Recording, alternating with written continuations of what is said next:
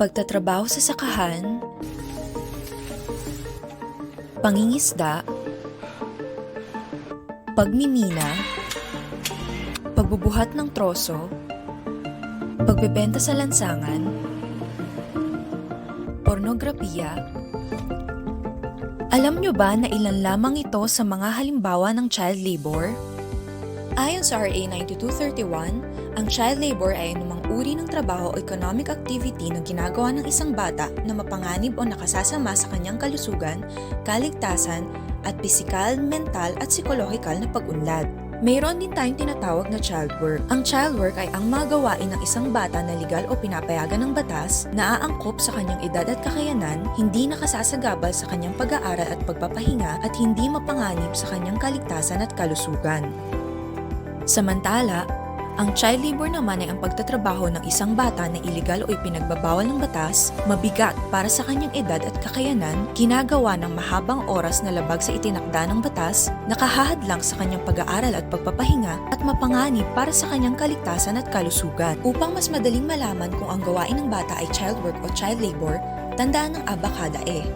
Ayon sa bigat ng trabaho ng bata, karapatan ng bata na naisasantabi dahil sa trabaho, dalas o haba ng panahong ginugugol sa trabaho, edad o kaangkupan ng trabaho sa edad ng bata. Mayroon tayong tinatawag na worst forms of child labor o ang mga pinakamalalang uri ng child labor.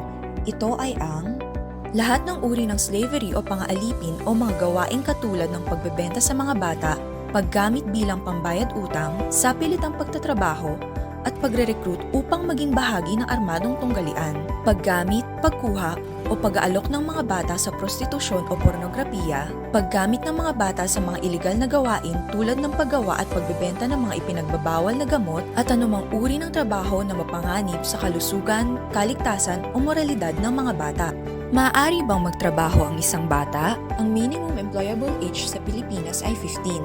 Ibig sabihin nito, ang isang bata na wala pang 15 taong gulang ay hindi maaaring pumasok sa anumang uri ng trabaho, pampribado man o pampubliko, maliban sa mga sumusunod. Kung ang bata ay nagtatrabaho sa ilalim ng responsibilidad ng kanyang mga magulang o tagapag-alaga at kung saan mga miyembro lamang ng kanyang pamilya ang kasamang nagtatrabaho, o kung ang bata ay nagtatrabaho sa public entertainment or information tulad ng telebisyon, pelikula at commercials o advertisement. Sa mga kondisyong ito, dapat siguruhin na ang trabaho ay hindi mapanganib sa buhay, kalusugan at kaligtasan ng bata, siya ay nakapag-aaral at mayroon siyang work permit mula sa DOLE.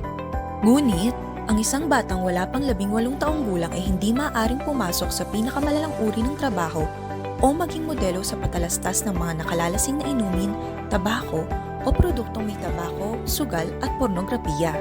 Para naman sa oras ng pagtatrabaho, ang mga batang wala pang 15 taong gulang ay hindi maaaring magtrabaho ng higit sa 4 na oras sa isang araw, higit sa 20 oras sa isang linggo, at sa pagitan ng alas 8 ng gabi at alas 6 ng umaga ng sumunod na araw. Ang mga batang may 15 hanggang bago mag-18 taong gulang ay hindi maaaring magtrabaho ng higit sa 8 oras sa isang araw, higit 40 oras sa isang linggo, at sa pagitan ng alas 10 ng gabi at alas 6 ng umaga ng sumunod na araw.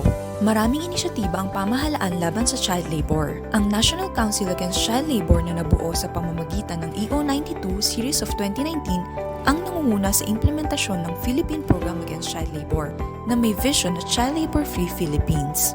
Ang DOLE, chairperson ng council, ay nagpapatupad ng Child Labor Prevention and Elimination Program na may layuning matukoy ang mga batang dapat maialis mula sa child labor sa pamamagitan ng pagbibigay ng karapatang tulong sa kanila at kanilang mga pamilya.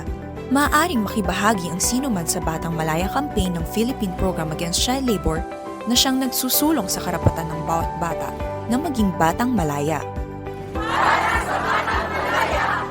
Para